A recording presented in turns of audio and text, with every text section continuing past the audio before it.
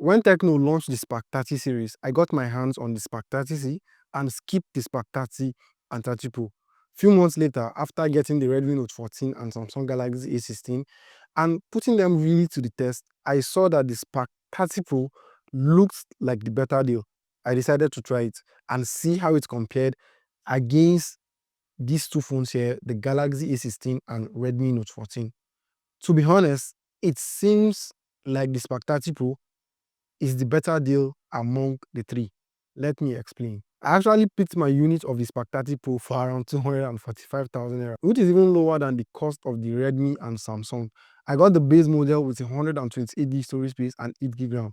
That's more RAM than the Redmi and Samsung.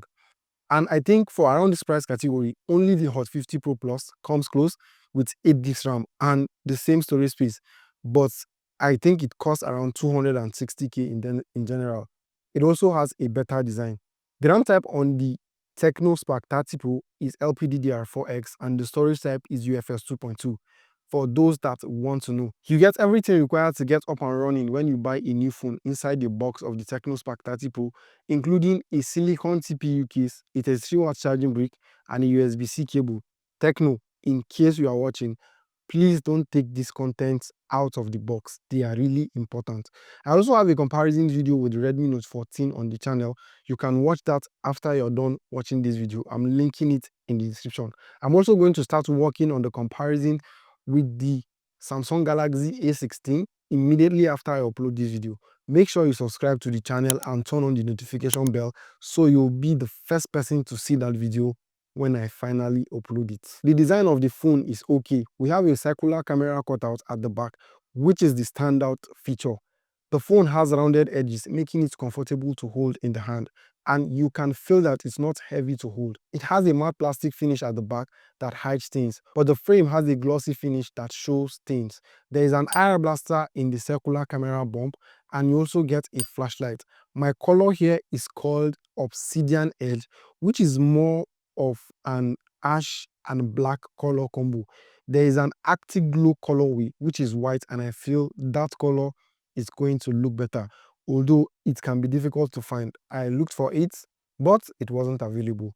The phone also has an IP54 water splash and dust resistance rating, which is impressive, and you can even operate the phone with wet hands. It comes with stereo speakers that sound great, and there is also a headphone port for those that are really into it. The build quality is impressive because there is no creaking or moving parts on this device, and the design is just okay for me, nothing extra. We have a 6.78-inch AMOLED display with a 1080p resolution and a 120Hz refresh rate. This is pretty much the specs across most of the competing device. The display is large and responsive to touch. You also enjoy watching content or playing games on the screen.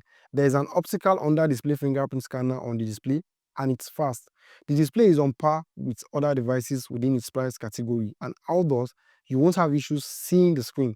The colors you see are satisfying and rich, and I love the fact that it is an AMOLED display. You also get some color modes in the settings that you can play with. I left mine on the default color it came with outside the box. What I had to change was the refresh rate. I changed it from auto refresh to 120Hz. The screen is good looking and you will love it. It's also matching what you get from other phones around its price. I pretty much said that 3 times. For performance, we have the MediaTek Helio G100. Most of the phones around the same price are stocked with the Helio G99. I think it's the most affordable phone with the Helio G100. If there's any phone out there cheaper and has the Helio G100, please let me know in the comment section. The performance is as expected for the price. Apps open up quite quickly, and you can also play games smoothly on the phone. I can easily recommend this phone to someone who wants to play games on a budget. You don't really want to spend a lot of money, but you want a phone that can just play games. This phone is up there. One aspect I'm impressed with is how the phone retains apps in the background thanks to the 8 GB RAM. The close competing phones comes with 6 GB RAM at best. There are some stutters here and there in everyday usage, but if you want a faster phone, then you need to spend more. For software, we have Android 14 outside the box based on HiOS 14. While software still needs some fixing, I would say Tecno has come a long way. Those unnecessary pop-up apps are not too much like what we saw before. There are still pre-installed apps when you finish setting up the phone, but some of them can be removed. The animations are nice and you get to extend the RAM by up to 16 gigs using some storage on the phone. But I would say that memory fusion doesn't really change or improve how the phone performs in general. You can also do a lot of customizations in the settings of the phone, including wallpaper theming. I love the updated dynamic port, especially how it looks when you are playing music on the phone. You can also do some quick navigations there. The software also has a pop-up window, floating apps, and split screen. Some of you in particular just love those features.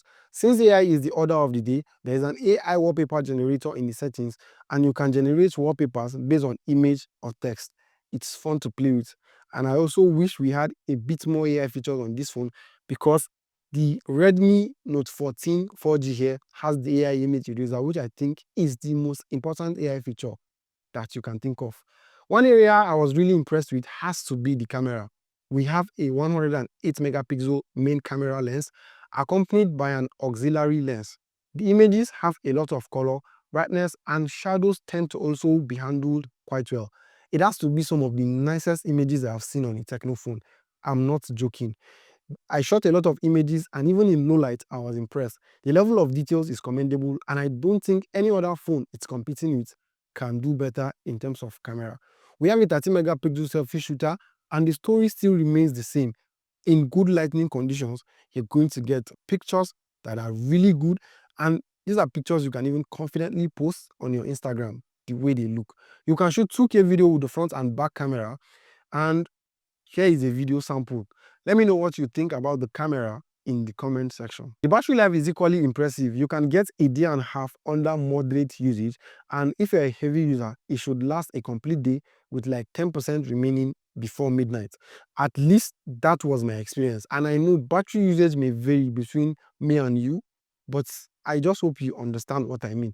It charges from 0 to 100 in less than an hour using the 32 watts charging brick you get when you buy the phone. The battery life is great, but it is toppled by what we get on the Redmi Note 14, because this phone comes with a 5500 milliampere battery, and it's one of the reasons why I still have it. Now, for the price of around 250k or $160, there aren't many phones that are better than the Spark 30 Pro. It is a more of a complete package around its price. It is the phone to beat. You also shouldn't expect crazy fast performance on the phone, because it's more of a lower mid-range phone. Let me know anything you'd like to know about the phone in the comment section. Maybe something I didn't talk about in this review. I'll be happy to answer you. And I'll also be happy to see you in my next video that is showing right on your screen. That's all. How many minutes? 9.